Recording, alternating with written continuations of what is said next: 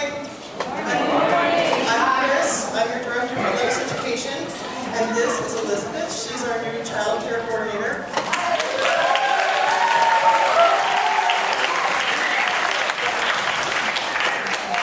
I think they like her. So if you really like her, then swing by the nursery, welcome her, and put yourself on the list to hold babies during your service at some point.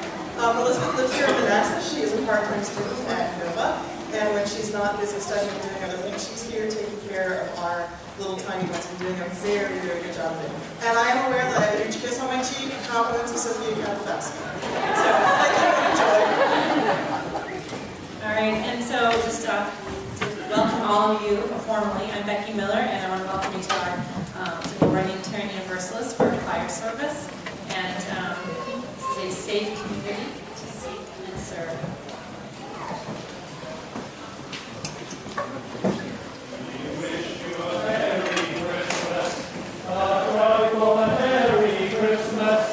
To all who celebrate Christmas, we wish you a happy new year.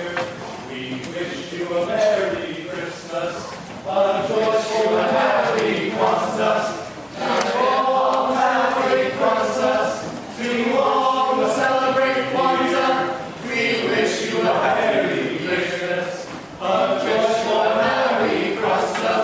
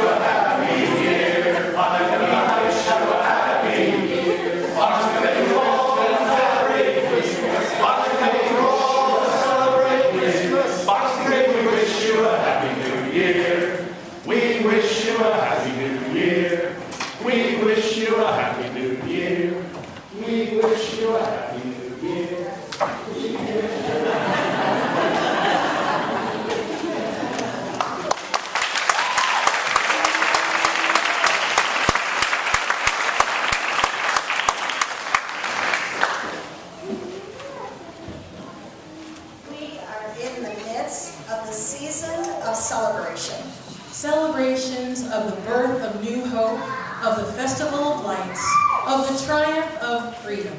The darkness of the year is lifting, and the time of light grows longer. We have gathered with an anticipation of hope for peace on earth and in our homes. We have gathered to worship joyfully within this season of celebrations, with the tenderness and love of family and friends around us. Let us be embraced by the strength and power of this sacred space that we each bring with us to create this beloved community. Let the power and strength we embody join us together as we move through the seasons of celebration into a new year with a new vision of hope for peace on earth. Come, let us worship together. Please rise and body your spirit and join us in singing some familiar and festive holiday tunes. We will start with Happy Holidays, and the words will be up on the wall for you to follow along. Candles of joy and sorrow will also be lit at this time. Happy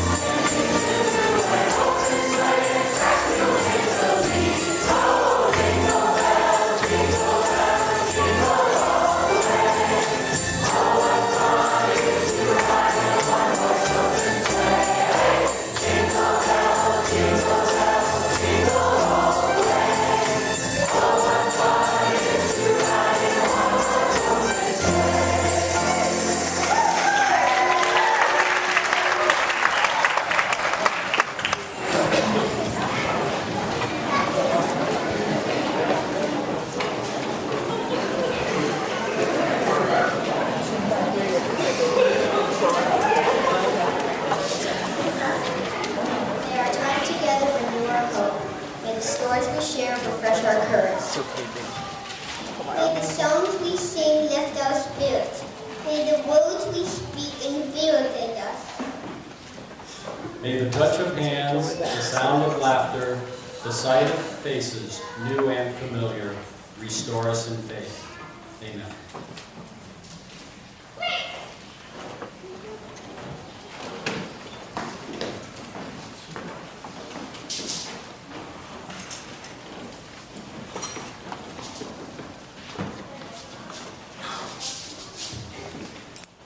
Kwanzaa is a joyous African-American holiday that is 7 days long, beginning on December 26th and lasting through the first day of January. It's a holiday that began in America, and it is a time when people whose ancestors came from Africa celebrate their African heritage. 7 Kwanzaa candles are placed in the kinara, and each day one candle is lighted to celebrate one of the 7 principles. The first one is umoja, which means unity. Families gather at home and relax in the spirit of togetherness.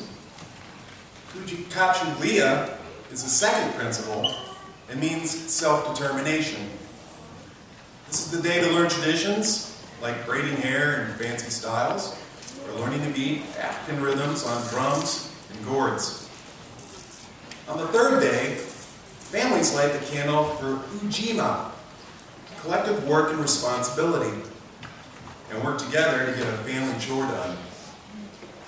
When the fourth day of Kwanzaa dawns, it's time to celebrate Ujamaa, cooperative economics. The Ujamaa families might save coins for an entire year to buy a family a gift that everyone can share. Nia is purpose, the 5th principle. This day is for reflecting on how to fill the days and years ahead.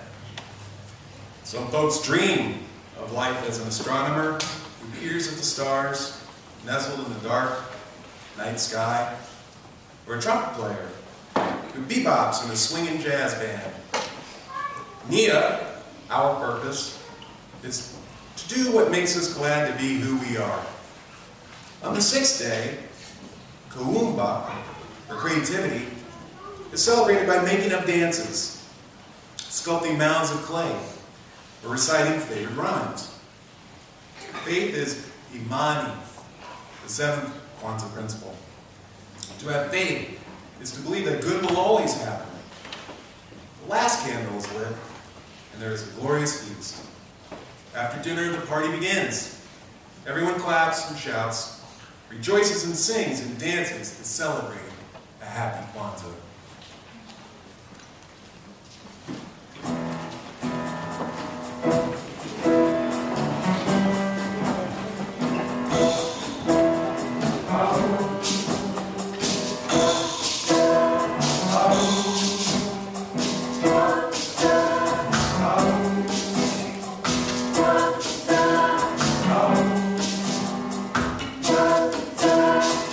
Seven nights to celebrate Kwanzaa.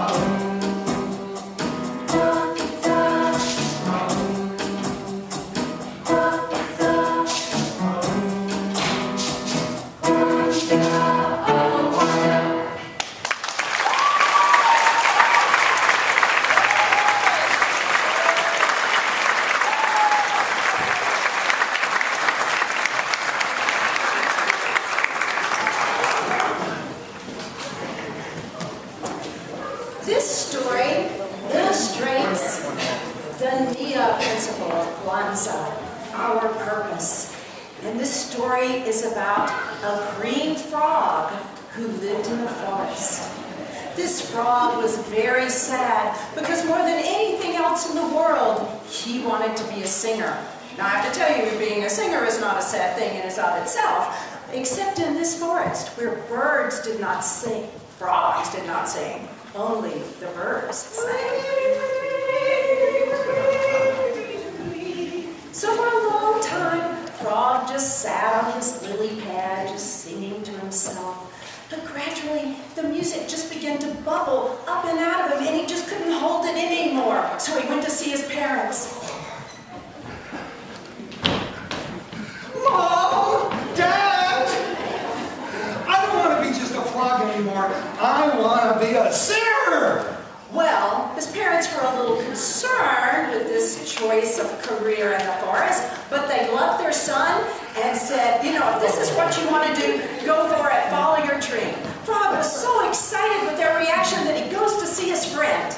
Hey, friend Frog! How you doing? Hey, I got something to share with you. Good, you got some flies for us to eat? Flies? No, I don't want to catch any flies. I don't want to eat them either. I want to sing. Fool, are you crazy? Frogs don't sing. You better just keep your big mouth shut. Well, Frog was very disappointed. He went back to his lily pad and rocked back and forth, meditating on what he could do now. And then he thought, I'll go talk to the birds. They seem reasonable enough. Hey, birds! Yes. Can I come up there? Come on up. What can we do for you? I want to be part of your group. You want to... That'd be great. That's wonderful. You could get words for us. I don't want to get you any words. You don't? Then what do you want? I want to sing with you. You want what? I want to sing. You're a frog. You're green. You're slimy. You croak. Go away. Get out. Go. Worms are nothing. Go. Frog was more sad than ever. He went home and thought about giving up, but he didn't. Instead, he practiced and practiced and practiced. And one day he thought, you know what? I'm going to go see Brother Fox, and I'm going to sign up for the great big Friday night concert. Hey, Mr. Fox, I hear that you have a big Friday night show. What do you want? I want to work for you. You want to work for me? I want to work for I you. can use a stage hand. I don't want to be a stagehand. I want to All right, you want to work the for you. lights? I don't want to work the lights. All right, how about the costumes? No, I've already got a costume. I'm a frog. Well, what are you going to do? I want to be a singer. You want to be a... Don't bother me, kid. Come on, frogs can't sing. I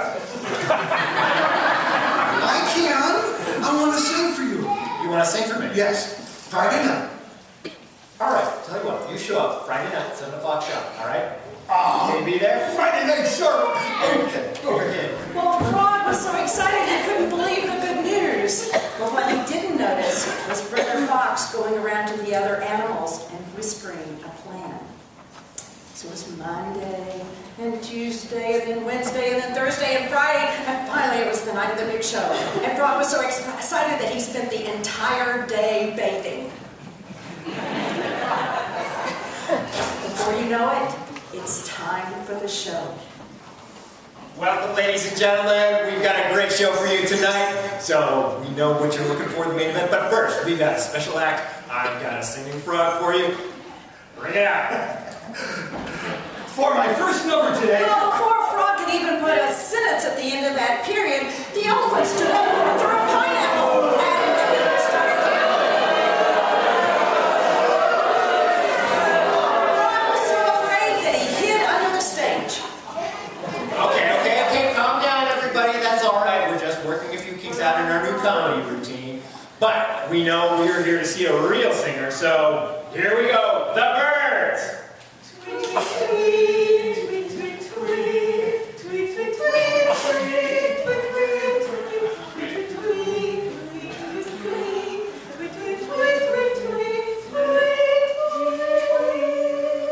And it seems birds are always sopranos, too. The birds sang so beautifully, and when they finished, all the animals were relaxed and almost asleep, except for Frog, who was getting angrier by the moment. All right, I know all of you are asleep, but now I'm going to wake you up because I'm going to start doing some singing, and I'm going to sing, let's see, some boogie woogie. Ready?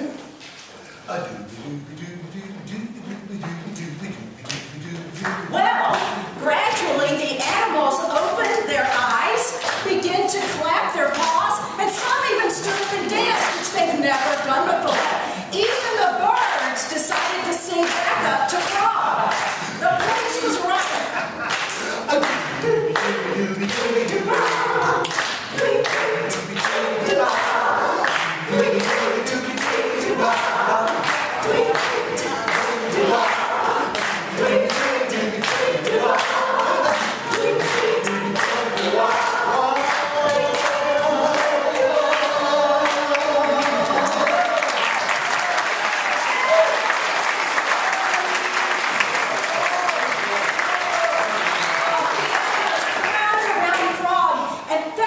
Teaching them something new and for sharing his music. And so every Friday night, Frog sang on the big Friday night concert. And some people say that this is how Rhythm and Blues was born.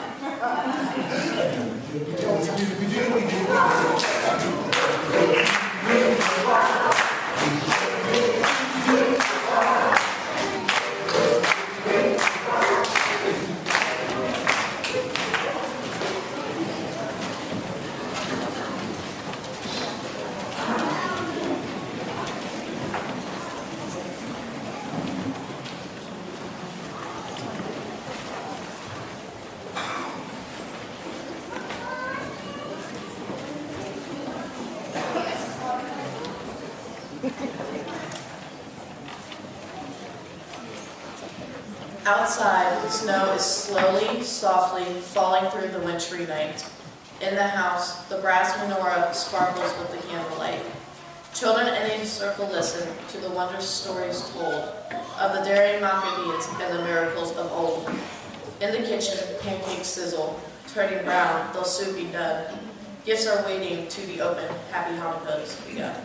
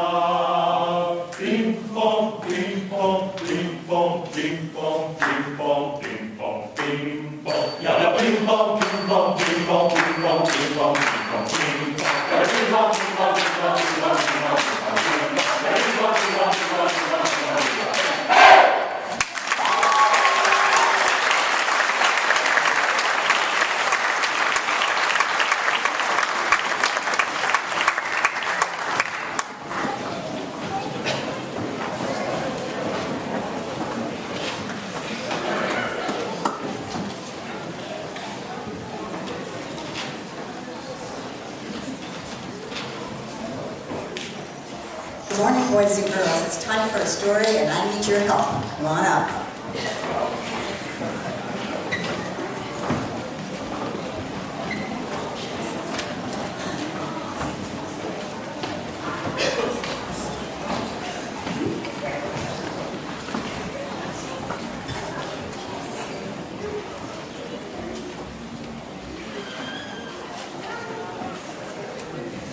Wow, a lot of helpers today. I'm going to need you. We're going to talk about the story of Hanukkah today, and some of you heard it last service. If you heard it last service, raise your hand. Okay, you're going to help me in a different way than you helped me last time, so please be awake, okay? This is a story that has some good guys and some bad guys, like a lot of stories. The king and his men are the bad guys. So when you hear me say king, can you do this? Show me this bad guy. Everybody, yeah. And it's also about a beautiful temple. When you hear me say the word temple, show me the temple. Everybody have that? Okay, here we go.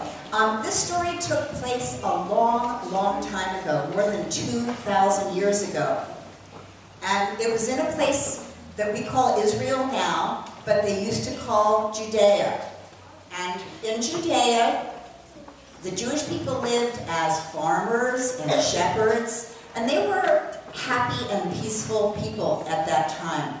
They had built a beautiful temple way up on the hill, had shining silver and gold gates, and the most special thing in the temple was a light that never, ever went out.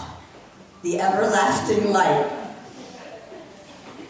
For a long time, the Jews lived in peace, but then an evil king got his men together and were killing many of the Jewish people and not letting them go to worship in their temple. The king and his men had horses and swords and bows and arrows. The Jewish people didn't have many weapons, and there were just a few of them. But they gathered behind a man called Judas Maccabee, and they fought the king and his people. After a while, the king and his people were conquered, and the Jewish people were able to live in peace again. They went back to their beautiful temple on the hill, but they were so sad to see that the evil king and his men had destroyed the temple. They had thrown trash around, they had broken everything, and the everlasting light was out. The Judas Maccabee and his men got to work, and women, and fixed up the temple, cleaned up the messes, repaired everything that needed to be repaired. But when they tried to fix the light, they couldn't do that because they needed oil for it, and they only had enough oil for 1 day. They weren't going to get oil for 8 more days, and they needed that oil to burn for 8 days. And that's when the Hanukkah miracle happened. That's reverse for you. The miracle is that the oil burned for 8 days instead of 1, and that the lights never went out again. When I was growing up, we celebrated Hanukkah in our home by lighting, let me see, can you get that menorah over there and hold it up? Good girl. By lighting the menorah, and that actually is the menorah, came from Israel. It's from the home I grew up in, my parents' home. And we lit 1 candle every night to remember the 8 nights of Hanukkah. We sang a Hebrew blessing over it. We ate potato pancakes, which are called latkes, which are absolutely delicious. And sometimes we got a present for every single night of Hanukkah. Those are some happy memories for me.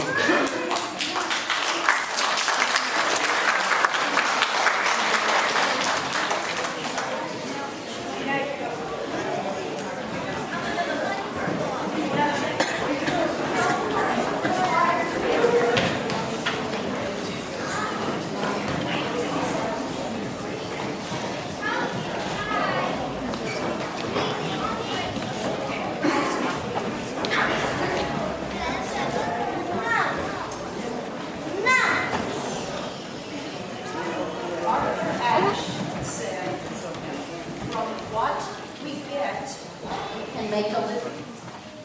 What we give, however, makes a life. We give every week at this church to sustain the life of this congregation and the life of so many people around us, many of whom we don't even know or know about. So the morning's offering will now be gratefully received.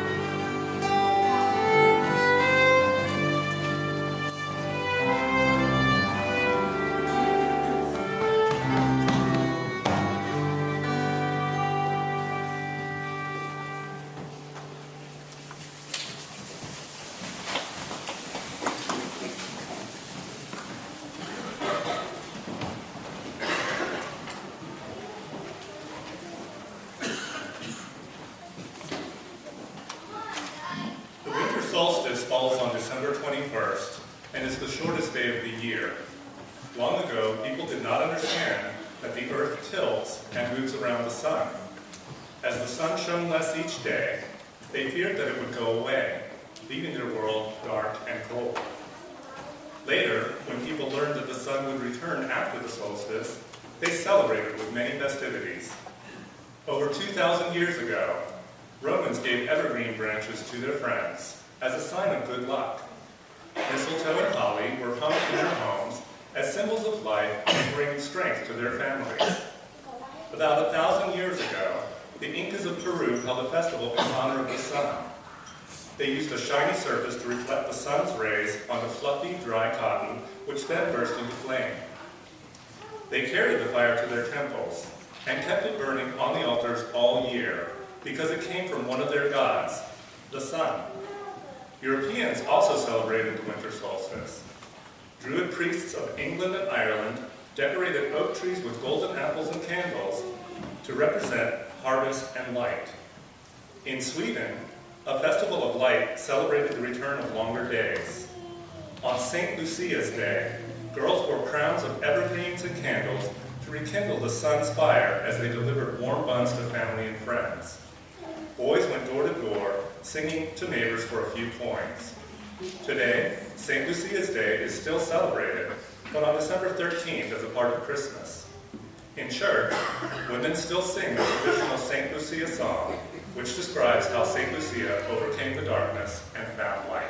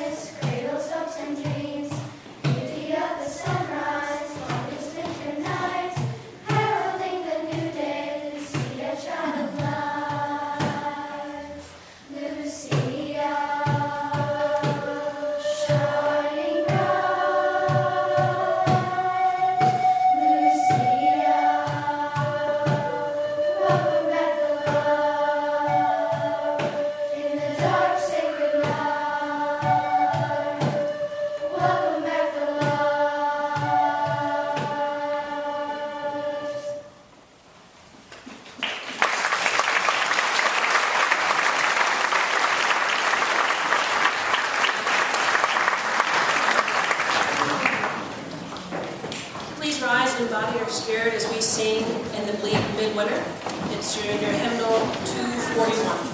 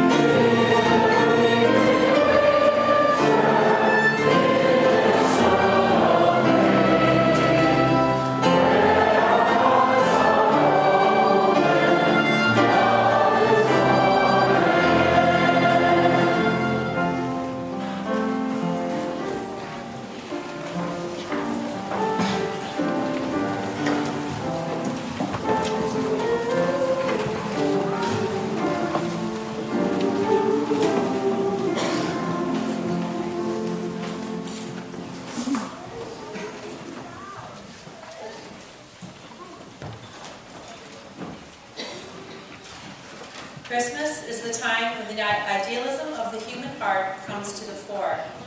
It is the reassuring revelation of those qualities in human nature in which our chief hope lies. There is much, oh so much, that is wrong with the world, that mocks the sound of the Christmas bells.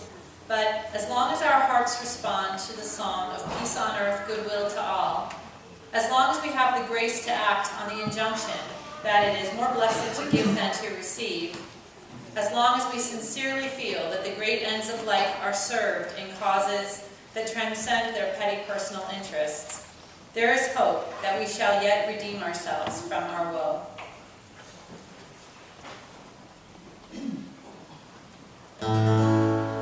So this is Christmas. What have you done? Another year over, a new one just begun. So this is Christmas. I hope you have fun. The near and the dear ones,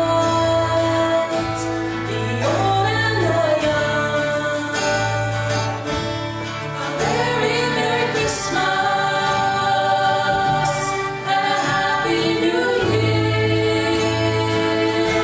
Let's hope it's a good one without any fear. So this is Christmas.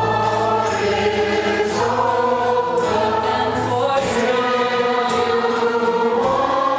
rich and the poor ones, the world is so bright. And so happy Christmas, for black and for red, for yellow and red boys, and stop all a very Merry Christmas and a Happy New Year. Let's hope it's a good one without any fear. So this is Christmas. What have we done? Another year over. One just begun. So happy Christmas. We hope you had fun. The near and the dear ones, the old and the young. A very Merry Christmas and a Happy New Year. Let's hope it's a good one without any fear. War is over if you want it. War is over now.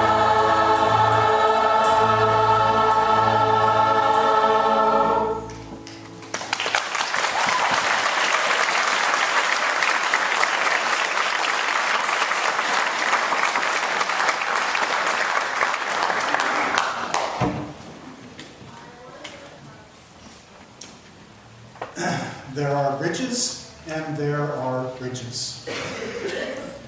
And we have at our heart a wonderful connection that shapes not only what we do in the choir, but what happens in our congregation as well. If you think about a bridge, you have to have a solid foundation to lift you up. And Anise provides that foundation for us. And she cajoles us and brings us to attention and loves us.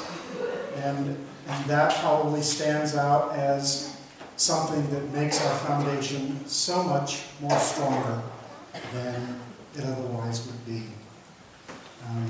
We have a short presentation from the children's choir. Okay.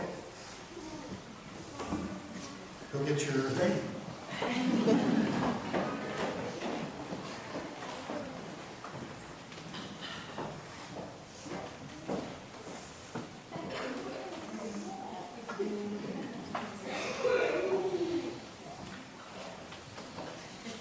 You should know that the adult choir is very jealous of the candy she gives to the other choirs.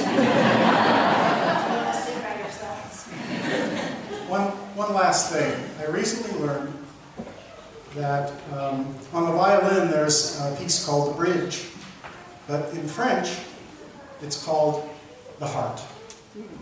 And I think that's one of the things that Anise does for us. She not only provides a solid foundation, but she lifts us up to see the kind of people that we can be, that we strive to be, and the kind of people that share in the journey together in love.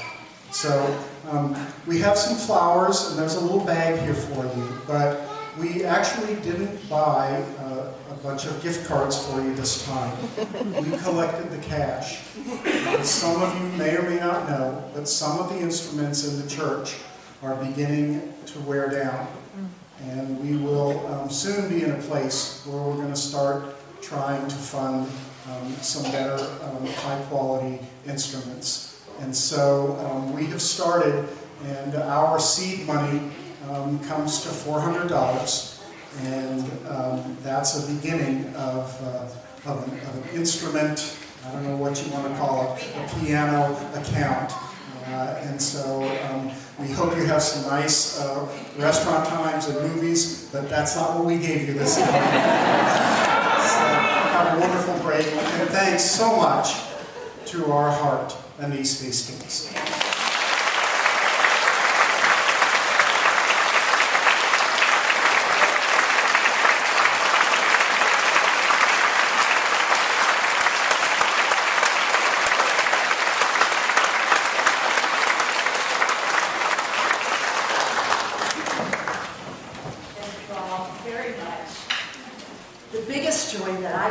Especially at this service, is when all of these ages and mixtures of singers are all here together. And so I hope it moves you as much as it moves me to see the generations of people singing together.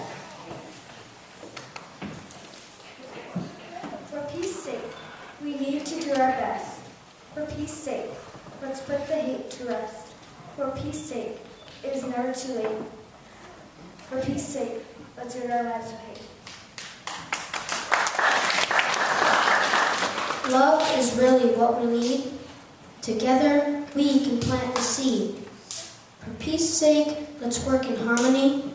For peace sake, for love and happiness. For peace sake, and for all the rest.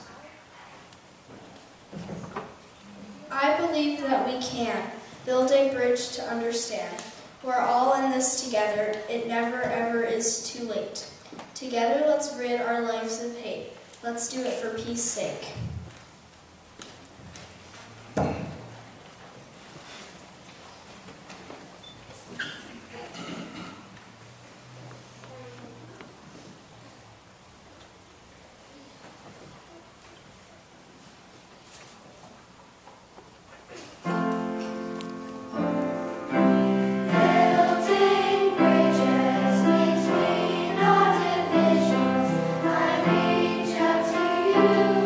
You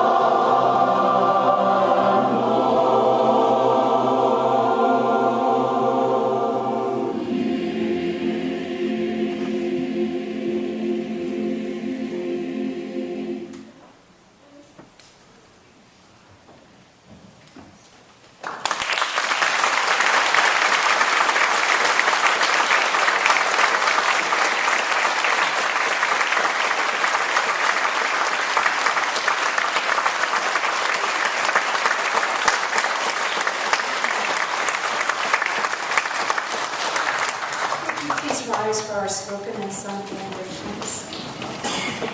As we leave this place, may we renew our commitment to build bridges and bring harmony to the world around us, so that peace on earth, goodwill to all, is a refrain that we sing year-round rather than just in December. May we make it so. Namaste.